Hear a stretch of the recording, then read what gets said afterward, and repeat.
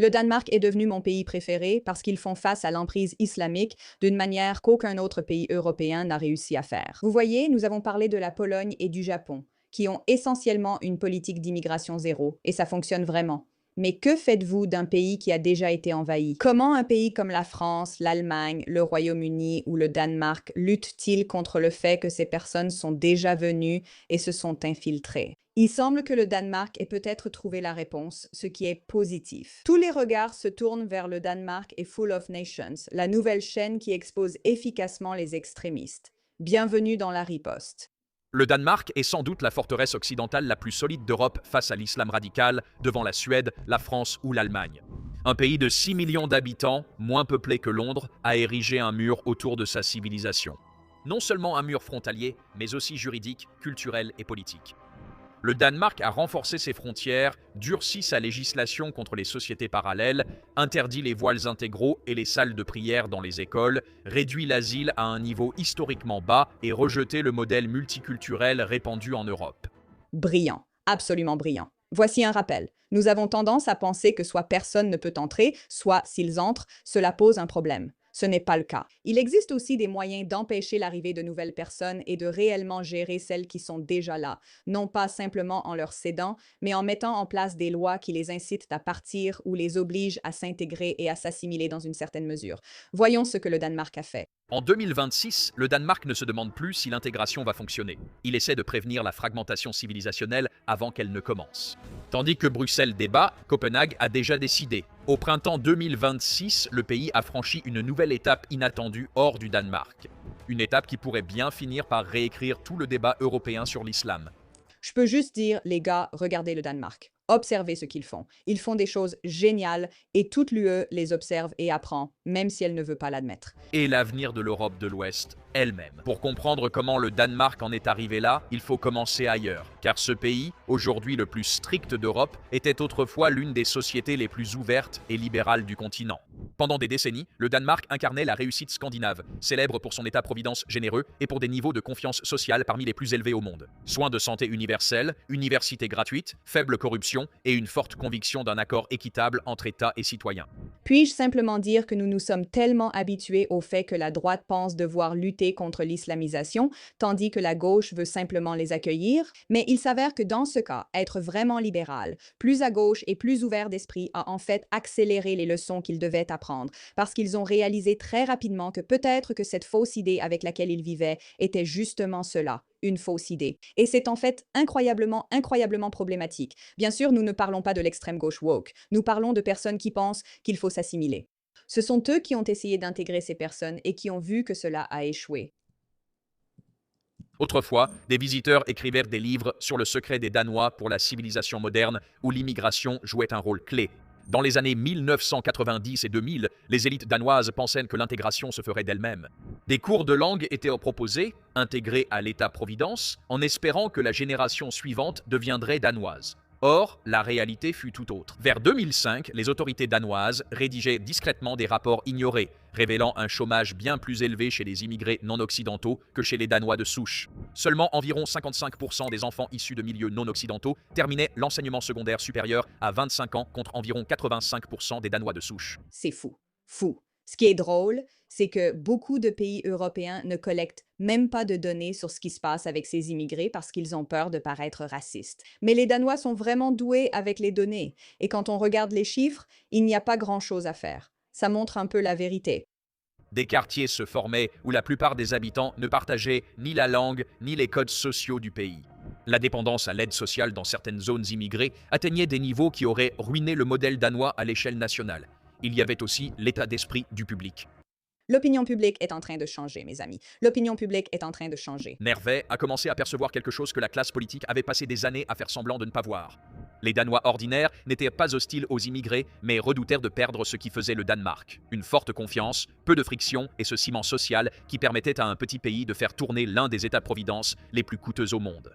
Nous répétons souvent cela dans The Pushback. Leur infiltration vient en partie du fait que les habitants ignorent leurs propres valeurs. Ils ont donc mené des opérations psychologiques pour convaincre les Américains que l'Amérique est mauvaise et faire croire aux Occidentaux que leur société s'effondre. Au Danemark, les habitants sont encouragés à soutenir le système en place et à en être fiers.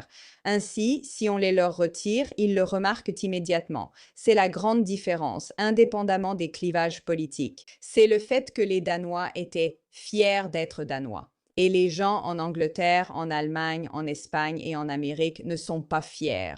Et c'est justement cela qu'ils attaquent, parce que si vous n'êtes pas fier, alors on peut embrouiller les gens. Mais quand vous savez que vous avez quelque chose qui vaut la peine d'être protégé, il est vraiment, vraiment, vraiment difficile de s'en prendre à cela. Vous ne pouvez pas faire fonctionner un système de protection sociale nordique sans un sentiment profond, presque instinctif, que les gens autour de vous respecteront les mêmes règles que vous.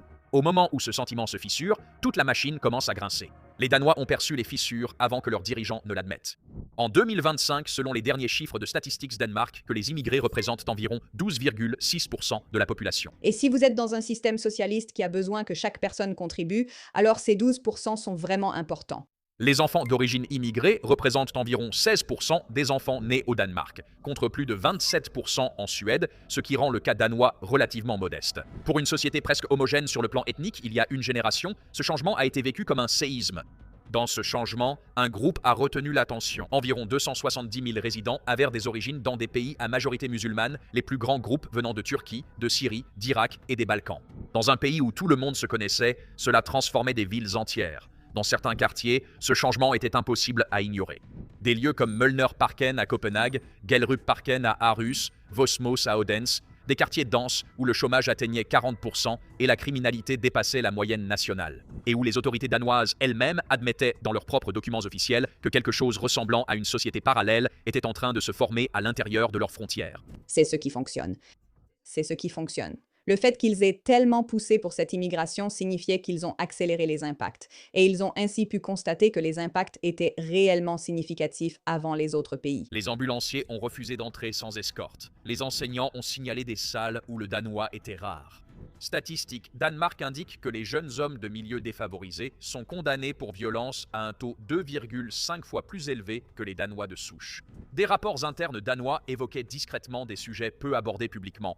Violences liées à l'honneur, mariage forcé, filles empêchées de participer à la natation ou aux sorties scolaires. Un patchwork de tribunaux communautaires informels réglant les différends hors du droit danois. Tu sais ce que j'aime là-dedans? J'aime le fait qu'il entre vraiment dans les détails sur ce qui n'a pas fonctionné.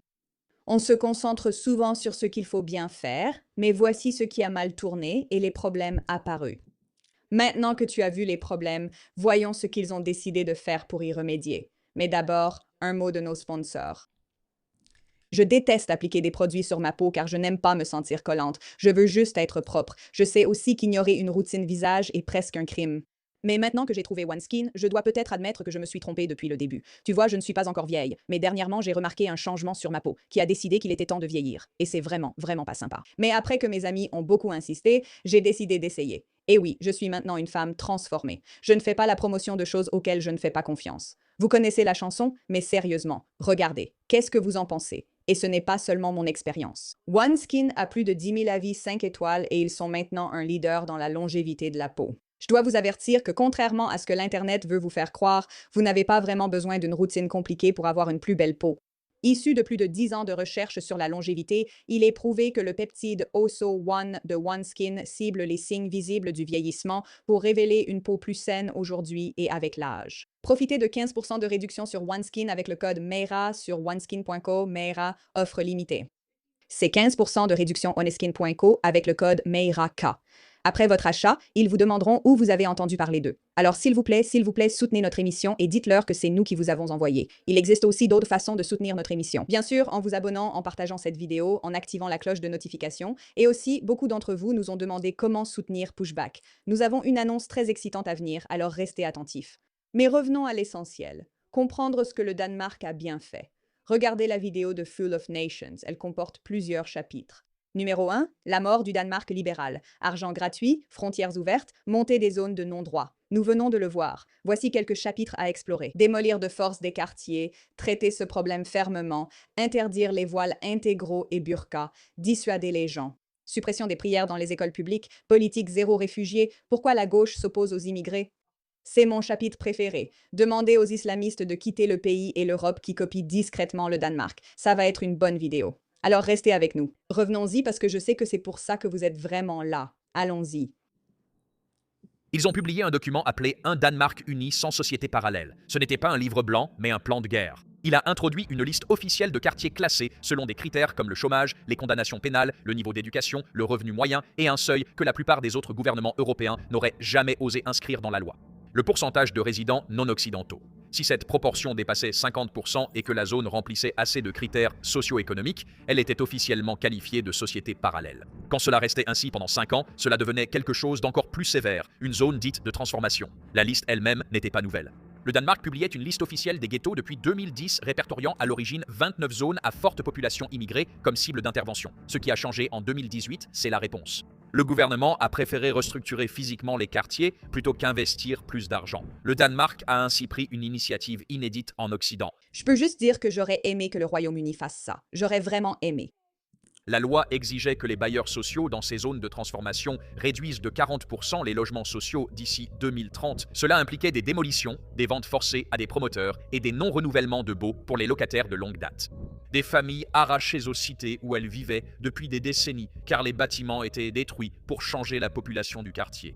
Dans le même ensemble de réformes, une série de règles plus petites mais tout aussi ciblées ont été introduites. La garderie est devenue pratiquement obligatoire pour les enfants à partir des zones désignées pour permettre à l'État d'agir sur l'exposition à la langue et la culture dès le début. Les peines pour les crimes étaient doublées à l'intérieur des zones répertoriées, ce qui signifie qu'un vol d'un côté d'une rue de Copenhague pouvait entraîner une peine 2 fois plus lourde que le même vol de l'autre côté. Les prestations sociales ont été restreintes. Les conditions d'obtention de la citoyenneté ont été durcies. Depuis 2002, le Danemark impose un test de citoyenneté avec un taux d'échec d'environ 30%. Depuis 2016, les nouveaux citoyens doivent signer un contrat de valeur, s'engageant à respecter les normes danoises avant d'obtenir un passeport.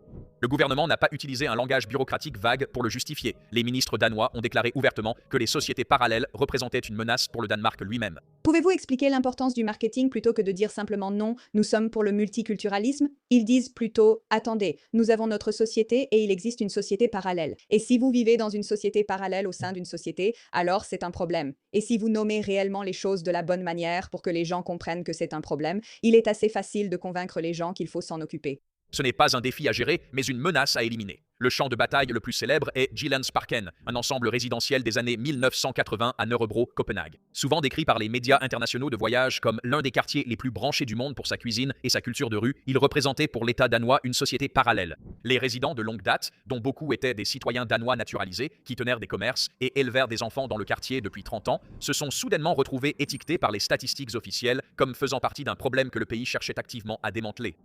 Vous voyez, ils ont réellement traité avec ces sociétés parallèles. Passons à l'essentiel. Cela nous amène à la burqa. En mai 2018, le Parlement danois a voté 75 contre 30 l'interdiction des vêtements couvrant le visage dans l'espace public sans viser explicitement les femmes musulmanes. En pratique, tout le monde comprenait exactement ce que cela signifiait. Le pays faisait une déclaration sur le niqab et la burqa, et il le faisait des années avant que la plupart de ses voisins ne soient prêts à même discuter du sujet. Le ministre de la Justice de l'époque, Søren Pape Poulsen, ne s'est pas embarrassé de formules diplomatiques. Il a affirmé publiquement que dissimuler son visage allait à l'encontre des valeurs danoises et manquait de respect à la communauté. Selon lui, l'interdiction marquait une limite claire au Danemark. Au Danemark, les gens se voient en personne. Une première infraction coûte 1000 couronnes danoises d'amende. N'est-ce pas mieux de présenter cela ainsi plutôt que de parler de privation de liberté religieuse? Un instant. Une seconde. Les phases sont importantes et nous aimons les phases. Les infractions peuvent entraîner jusqu'à 10 000 couronnes d'amende ou, dans les cas extrêmes, une courte peine de prison. Des estimations indépendantes suggéraient qu'en réalité, seules 150 à 200 femmes dans tout le pays portaient le voile intégral. Les critiques se sont appuyées sur ce chiffre pour qualifier la loi de symbolique, performative, voire cruelle, mais les ministres danois ont assumé son caractère symbolique, affirmant que c'était l'objectif. Ils ont affirmé que les symboles représentent ce pourquoi une société lutte en définissant ses limites d'acceptation. Bam! Exactement. C'est un symbole de leur tentative de prendre le contrôle en cachant la partie la plus importante d'une personne. Et si tu accordes de la valeur à une personne, tu veux voir son visage. C'est évident pour nous. Et en fait, ils ont raison. Si tu ne te bats pas contre les symboles, ils peuvent finir par te vaincre. Passons au suivant. D'accord. À partir de 2023, le gouvernement danois a cherché à supprimer progressivement les salles de prière dans les établissements d'enseignement en faisant valoir que les écoles et les universités devaient rester des espaces laïques plutôt que des lieux d'expression religieuse. La première ministre Mette Frederiksen l'a exprimé sans détour. Elle a affirmé que démocratie et laïcité sont des bases incontournables de la vie danoise. Selon elle, les salles de prière dans les classes pourraient faire des écoles des lieux d'expression religieuse au lieu d'espaces d'apprentissage. La plupart d'entre vous savent que je suis croyante et je pense qu'il est vraiment important d'avoir la liberté religieuse. Je comprends aussi que si un pays a des institutions qui ne vont pas dans ce sens, elles n'ont pas à se plier aux croyances religieuses de chacun. Pour avoir son propre système de croyances, il faut trouver un lieu qui le soutient. Cela n'a pas à se trouver dans l'infrastructure d'une école qui l'impose à tout le monde, y compris à ceux qui ne partagent pas ses croyances. La proposition aurait été largement soutenue malgré des sondages imprécis. D'autres accommodements religieux, comme les calendriers chrétiens, n'ont pas changé. Les critiques accusent le gouvernement de cibler les musulmans. Celui-ci n'a pas répondu, préférant s'appuyer sur le soutien public et sa majorité parlementaire avant de passer à autre chose. Certaines propositions recommandent de supprimer ou réaffecter les espaces de prière dans les établissements d'enseignement, avec parfois des amendes en cas de non-respect. Si vous remarquez ce qu'ils font ici, ce n'est pas exactement qu'ils ciblent les musulmans, car ils ne disent pas que vous ne pouvez pas aller prier dans une mosquée, allez trouver une mosquée. Ce qu'ils font, c'est qu'ils rendent la situation incroyablement inconfortable pour eux. Ils les découragent. Tout le cadre de ce que le Danemark a décidé de faire était de dire au lieu de les attaquer et de déclencher une guerre civile, comme ce qui semble pouvoir arriver au Royaume-Uni, nous allons les décourager de rester ici.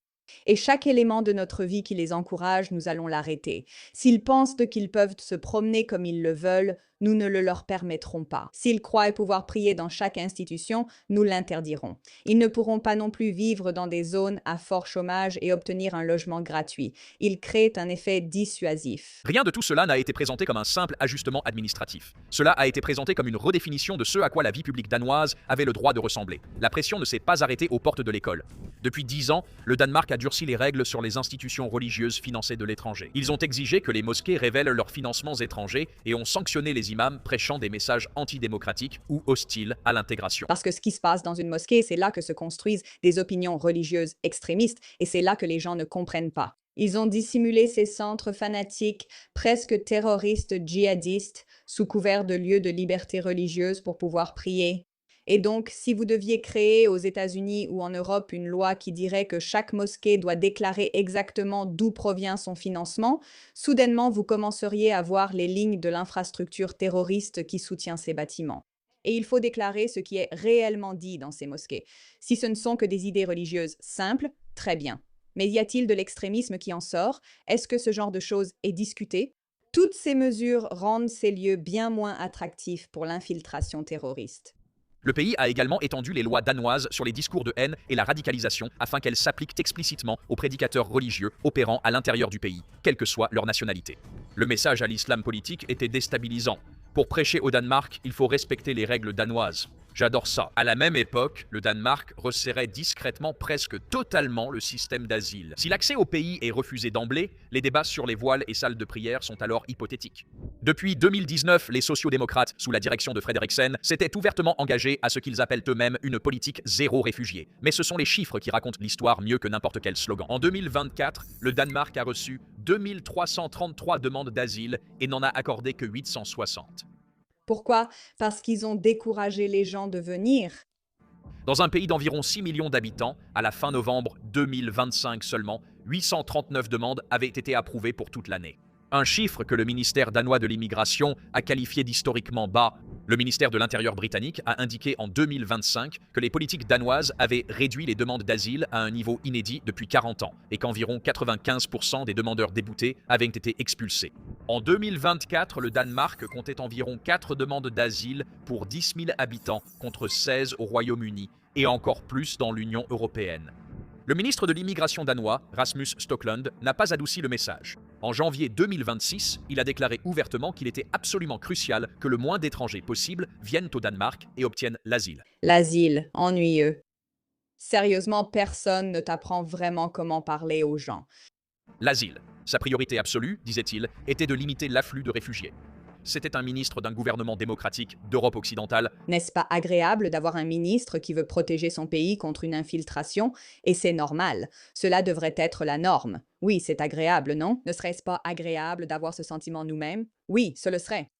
Le plus étrange, d'un point de vue européen, était de voir qui menait ces politiques. Dans la plupart de l'Europe, la politique d'immigration stricte était associée à la droite, souvent qualifiée d'extrême droite par les médias traditionnels.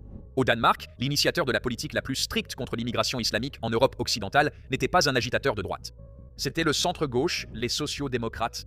J'adore ça car ils ont transformé ce sujet en une affaire d'extrême droite si extrême qu'ils veulent riposter. Mais en réalité, c'est un sujet contre lequel la gauche devrait se battre parce que la gauche comprend que ses valeurs seront complètement démolies par ce groupe de personnes s'ils réfléchissaient vraiment par eux-mêmes. Le socialisme ne fonctionne pas si tout le monde vit des aides sociales. Si tu ne veux pas vivre sous un mode de vie religieux parce que tu es plus à gauche et que tu crois en ça, alors tant mieux. Tu veux vraiment prendre soin des gens dans ta vie, n'est-ce pas? Super. Toutes ces choses vont dans le sens d'être contre une prise de contrôle islamiste. Toutes, toutes. Simple, facile, pas compliqué. Et c'est tellement agréable de voir que tu as en fait un parti de gauche qui comprend cela et qui se bat avec succès. Frederiksen. Ce n'est pas une question de politique. C'est une question internationale. Cela surpasse toutes sortes de séparations politiques ou idéologiques que vous pourriez avoir entre les deux camps différents. C'est une question humanitaire.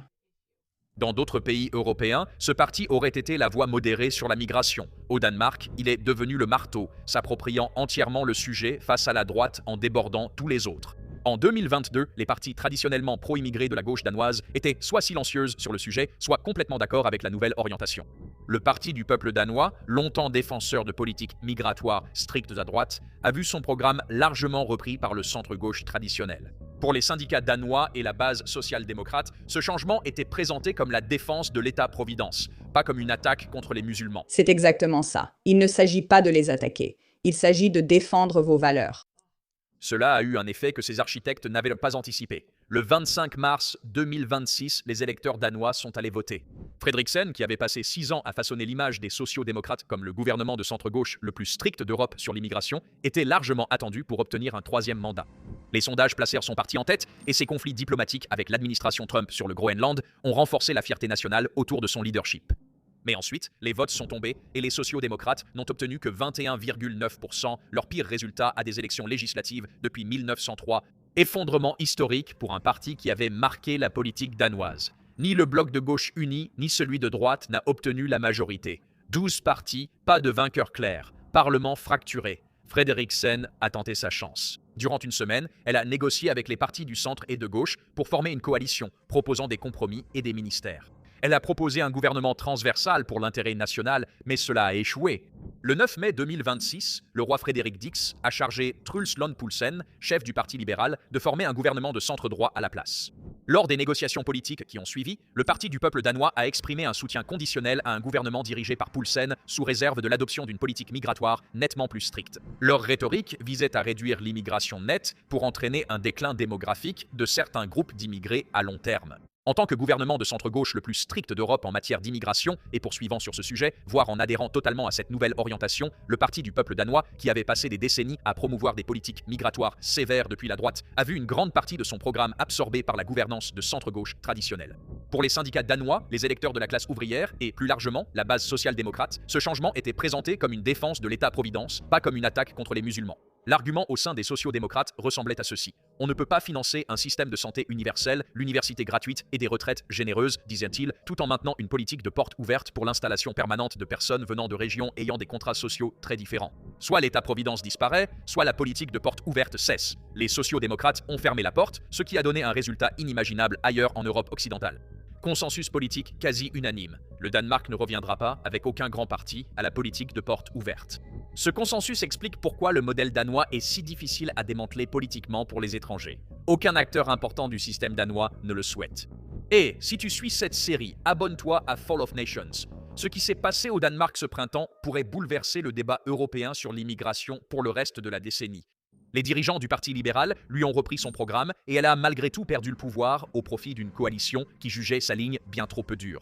Aucun moment similaire n'existe dans l'histoire de l'Europe occidentale moderne. On regarde la vidéo et on pense qu'elle travaille bien, mais le peuple danois estime que ce n'est pas suffisant et en attend plus d'elle, souhaitant qu'elle soit plus ferme. Et elle n'a pas pu former de coalition parce qu'il voulait une approche encore plus extrême pour gérer ce problème.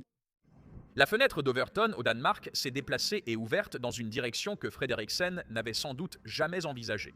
Alors que le Danemark affrontait sa crise politique, le reste de l'Europe, discrètement, faisait aussi quelque chose de remarquable, gouvernement après gouvernement. Ils ont adopté la stratégie danoise, Londres en étant l'exemple le plus marquant. D'accord, eh bien, cela devra attendre une autre fois. Mais oui, n'est-ce pas excitant? Les gens regardent vraiment ce qui se passe et réalisent que ça suffit. Ça suffit. Non, nous n'allons pas faire tout ça juste pour faire plaisir à certains. Nous voulons vraiment traiter ce problème de front comme il se doit. Des temps passionnants. De bonnes choses arrivent. Dieu merci pour les gens au Danemark qui ont vraiment compris que cela passe avant tout, avant chaque désaccord politique. Pour préserver ce que vous avez, vous ne pouvez pas laisser les gens entrer et s'en emparer. Merci de votre attention.